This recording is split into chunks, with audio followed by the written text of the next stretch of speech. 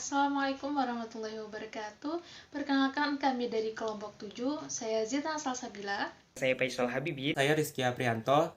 Dari Prodi Ekonomi Islam Fakultas Ekonomi dan Bisnis Universitas Brawijaya. Di sini kami akan menjelaskan mengenai pandemi COVID, tanggung jawab siapakah?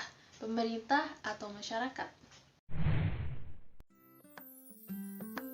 Latar belakang, coronavirus atau umumnya disebut COVID-19 ini bermula muncul di Wuhan, Cina pada tanggal 8 Desember tahun 2019 lalu.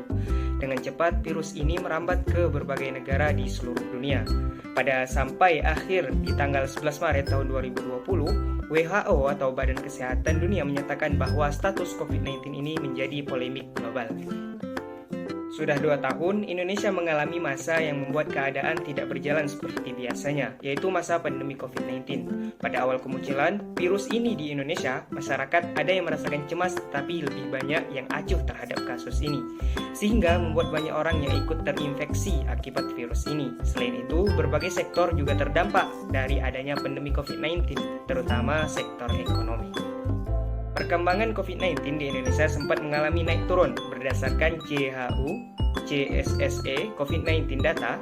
Pada tanggal 17 Juli tahun 2021, Indonesia sempat mengalami peningkatan COVID-19 tertinggi sebanyak 51.952 kasus baru. Setelah itu menurun lagi hingga awal tahun 2022. Lalu pada 16 Februari tahun 2022, Indonesia sempat mengalami peningkatan COVID-19 tertinggi lagi sebanyak 64.718 kasus baru. Setelah itu menurun lagi hingga sampai saat ini, di mana pada tanggal 4 Juni tahun 2022, Indonesia mengalami penurunan kasus COVID-19 sebanyak 395 kasus baru.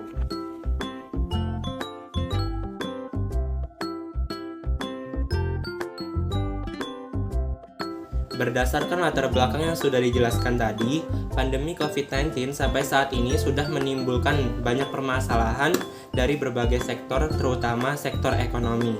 Dalam video ini, kami akan menjelaskan beberapa permasalahan yang timbul karena adanya pandemi COVID-19 di Indonesia. Di antaranya yaitu terjadinya PHK atau pemutusan hubungan kerja. Pada bulan April 2020, sekitar 1,5 juta karyawan dirumahkan atau di PHK, di mana 1,2 juta pekerja itu berasal dari sektor formal, lalu 265.000 dari sektor informal. PHK ini berawal dari adanya daya beli yang menurun karena adanya kebijakan pengetatan mobilitas masyarakat pada saat pandemi COVID-19, seperti work from home, PPKM, dan sebagainya. Jika dilihat pada sisi penjualan barang di perusahaan, maka akibatnya terjadi oversupply, di mana stok barang meningkat, sedangkan daya beli menurun, sehingga perusahaan mengalami kerugian. Maka akibat seterusnya, perusahaan harus mengurangi produksi. Dari pengurangan produksi tersebut, akan berdampak pada pemecatan buruh dan pegawai atau PHK. Jika terjadi PHK besar-besaran pada suatu negara, maka akan mengakibatkan peningkatan pada angka pengangguran. Selanjutnya, peningkatan pengangguran akan berimplikasi kepada meningkatnya tingkat kemiskinan pada suatu negara. Bahkan perekonomian pada suatu negara pun akan ikut menurun. Lalu, penyebaran COVID-19 juga berdampak pada sektor usaha mikro, kecil, dan menengah atau UMKM. Sektor UMKM memiliki peran penting dalam perekonomian nasional karena banyaknya pekerja yang terlibat secara langsung. Perlu diketahui juga bahwa sektor UMKM merupakan penyumbang terbesar terhadap PDB Indonesia dan dapat menjadi andalan dalam penyerapan tenaga kerja.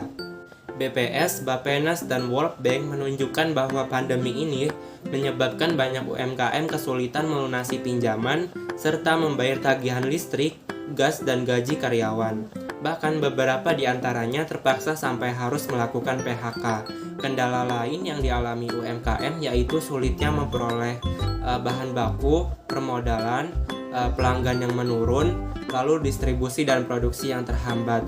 Selain itu, perubahan perilaku konsumen dan peta kompetisi bisnis juga harus diantisipasi oleh para pelaku usaha karena adanya pembatasan kegiatan atau mobilitas masyarakat.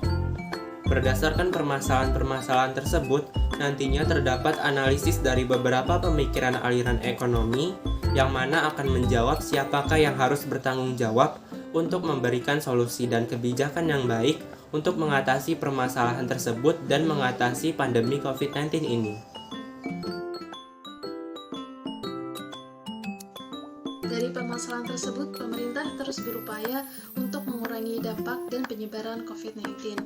Untuk mengurangi penyebaran COVID-19 ini, pemerintah memberlakukan beberapa kebijakan seperti PPKM dan PSBB. Di mana kebijakan ini sesuai dengan hadis Nabi yang memerintahkan kita untuk menjauhi daerah yang sedang terkena wabah.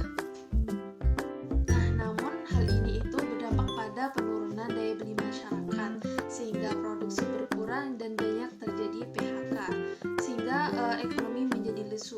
Nah, menurut pemikiran Keynesian, dalam hal ini diperlukan adanya campur tangan pemerintah, yakni dengan meningkatkan belanja pemerintah dengan tujuan untuk meningkatkan permintaan agregat dan investasi.